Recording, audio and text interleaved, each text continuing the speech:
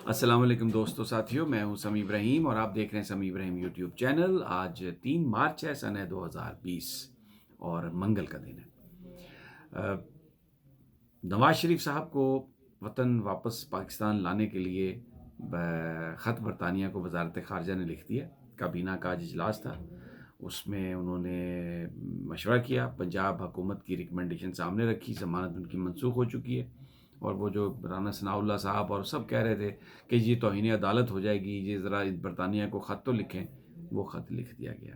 اب بڑی بات یہ ہے کہ نواز شریف صاحب آتے ہیں یا نہیں۔ اگر تو دیکھیں ٹریک ریکڈ، تو پھر تو آج تک کوئی انہوں نے پاکستان کو بندہ نہیں دیا۔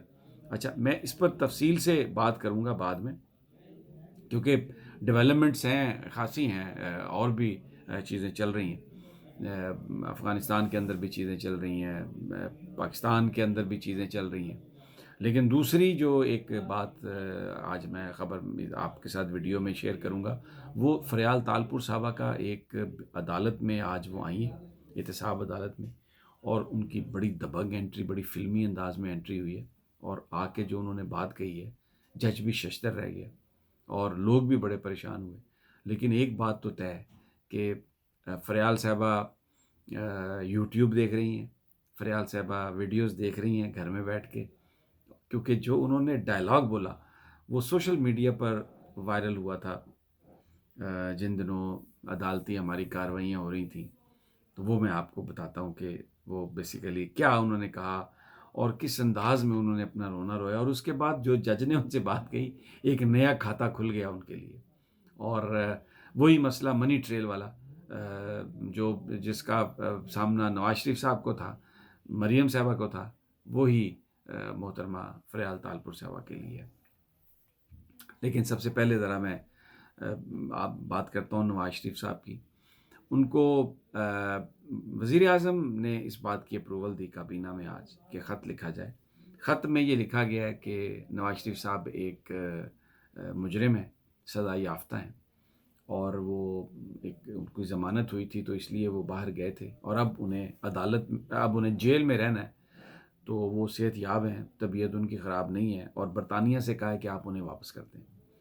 بہت سارے کابینہ کے اراکین سے میری آج بات ہوئی ہے، وہ تو پر امید نہیں ہے کہ جو برطانیہ کی حکومت ہے وہ نواز شریف صاحب کو پاکستان کے حوالے کرے گی۔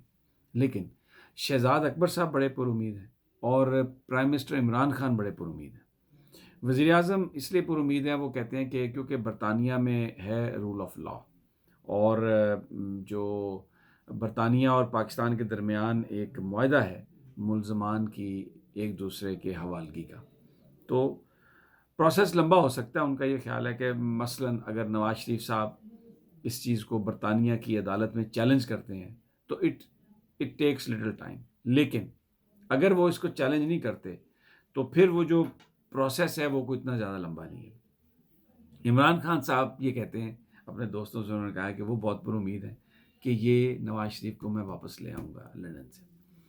دوسری جانب کچھ اور چیزیں آئی ہیں۔ یہ ساری صورتحال کو دیکھتے ہوئے کل میں نے اپنی ویڈیو میں کہا تھا کہ مریم صاحبہ نے دعوت دی ہے شاہد خاقان عباسی صاحب کو کہ وہ آئیں، تو شاہد خاقان عباسی نے کہا کہ میں اپنے حلقے کا ڈیلیگیشن لے کے آؤں گا، اور ایسا ایک تاثر اور ایک میسج آیا کہ مریم صاحبہ پولیٹکس میں ایکٹیو ہو رہی ہیں۔ آج صبح ایک وضاحت آ گئی ہے۔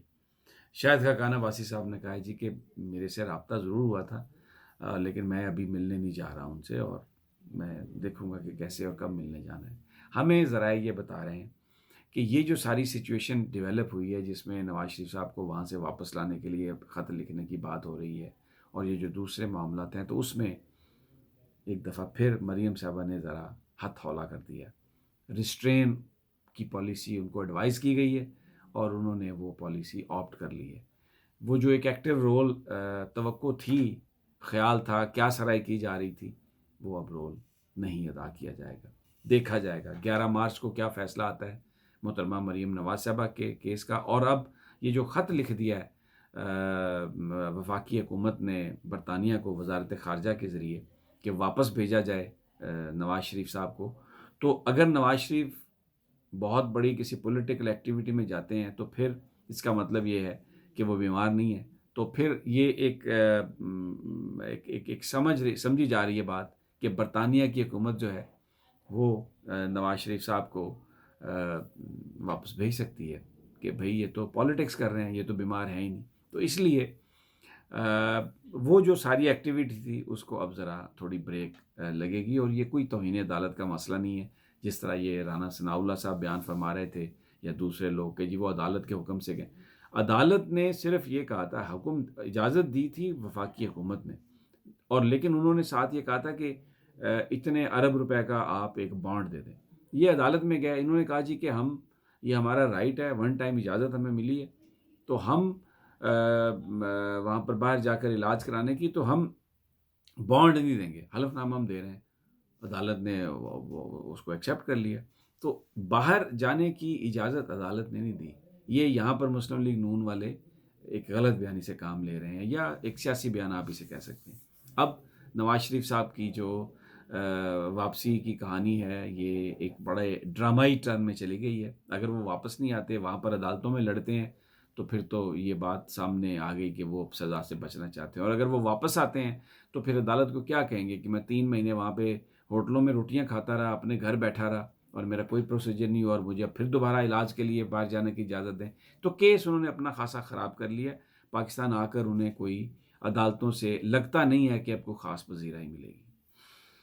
چلیں جی، یہ تو دیکھتے ہیں کیسے ہوتا ہے. اب آ جائیں ذرا فریال تالپور صاحبہ کے. آج بڑا ایک فلمی سین تھا عدالت میں، اور ان کے وکیل کو بھی بظاہر نہیں پتا تھا اس بات کا. پھر جو آرگومنٹ ہوا اس سے بھی ایسا لگتا ہے کہ فاروق ایچ نائک صاحب تیار نہیں تھے. جج Muhammad Azam Khan, accountability court number 2، سماعت ہو رہی تھی. اچانک فریال تالپور صاحبہ اٹھتی ہیں اور آ کے تو جج صاحب کے پاس کھڑے ہو جاتی ہیں. کہتی ہیں جج صاحب میری ایک درخواست ہے، اور میرا پرابلم یہ ہے کہ میں نے وہ درخواست دی ہے لیکن عدالت کیا کر رہی ہے کہ تاریخ پہ تاریخ، تاریخ پہ تاریخ. اب آپ کو وہ کلپ یاد آ گیا ہوگا جو میں نے اپنی ویڈیو میں بات کہی کہ آج جو انداز اپنایا فریال تالپور صاحبہ نے، یہ اس سے یہ ریفلیکشن آ رہی تھی کہ سوشل میڈیا کو وہ بھی دیکھتی ہیں. اور وہ جو ایک کلپ تھا نا، جب عدالتی پاکستان میں بحران چل رہا تھا، تو کہ جج صاحب آپ تاریخ پہ تاریخ، تاریخ پہ تاریخ، تاریخ پہ تاریخ، ایک وہ کلپ تھا ایک فلم کا. تو وہ لگتا ہے فریال صاحبہ نے دیکھا. تو جج صاحب نے جب انہوں نے کہ میں نے ایک درخواست دی اور اس پہ تاریخ، تو جج صاحب نے کہا کون سی درخواست؟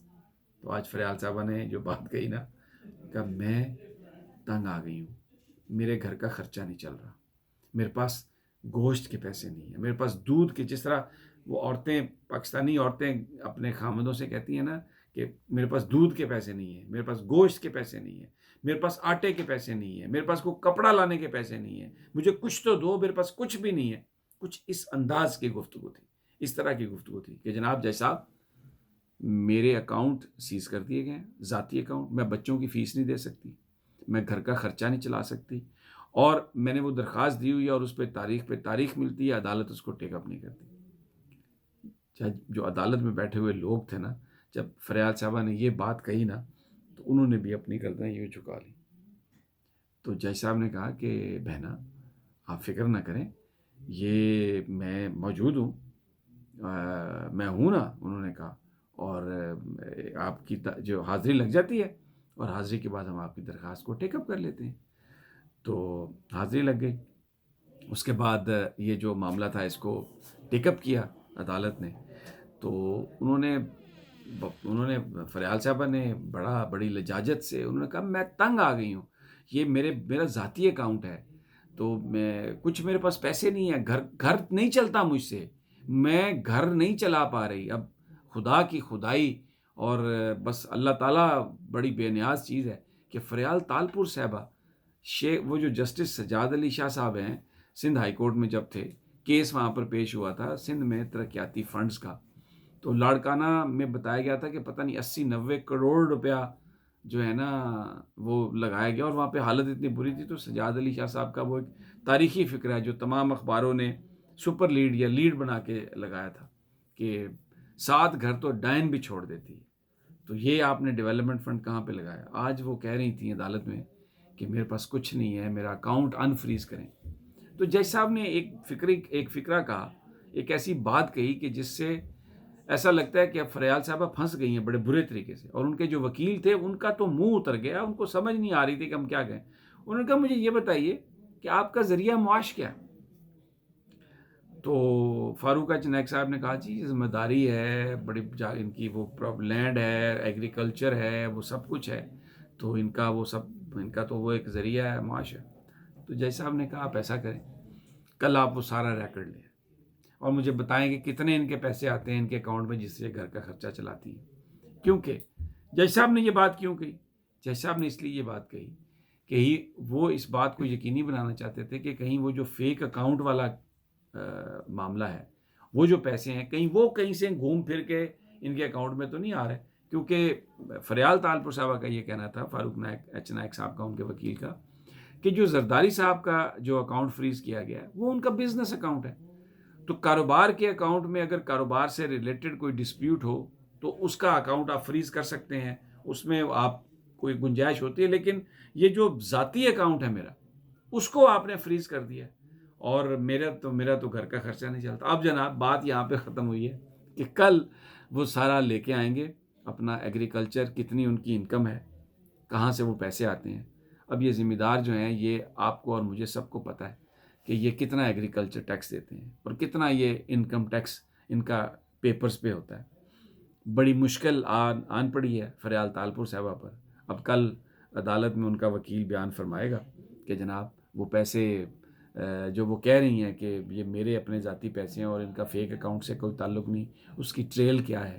اور یہ ایک میرا اپنا آج ذاتی میرا یہ خیال ہے کہ یہ وہ ایک نئے سیاپے میں پڑ گئی ہیں، یہ ایک نیا کھوتا، جیسے کہتے ہیں نا کہ ایک نیا کھاتا یہ کھلنے والا ہے، جس میں میرا نہیں خیال کہ ان کے پاس اس بات کا جواب ہوگا۔ بہرحال یہ چیزیں ہیں آج، اور بھی بہت ساری چیزیں ہیں۔ میں نے کل یہ کہا تھا کہ میں حفیظ شیخ صاحب کی ویڈیو کروں گا، ان سے میری بات ہوئی ہے، وہ میں ابھی آج انشاءاللہ میں کوشش کروں گا، لیکن ایک اور ویڈیو بھی کروں گا۔ سابق چیف جسٹس ثاقب نثار صاحب کے جو بیٹے کی شادی تھی، اس کے بعد سوشل میڈیا پر، خاص طور پر یہ جو نون لیگ کے سے تعلق رکھنے والے ہمارے دوست ہیں، انہوں نے جس انداز میں کیمپین چلائی ہے ان کے خلاف، تو میں آپ کو کچھ فیکٹس بتاؤں گا کہ یہ جو ساری کی ساری کیمپین ہے، یہ ایک فضول قسم کی کیمپین ہے، اس کا حقیقت سے تعلق نہیں۔ فیکٹس کیا ہیں یہ میں آپ کو بتاؤں گا۔ میری اگلی ویڈیو کا انتظار کیجیے، تب تک اللہ نگہبان۔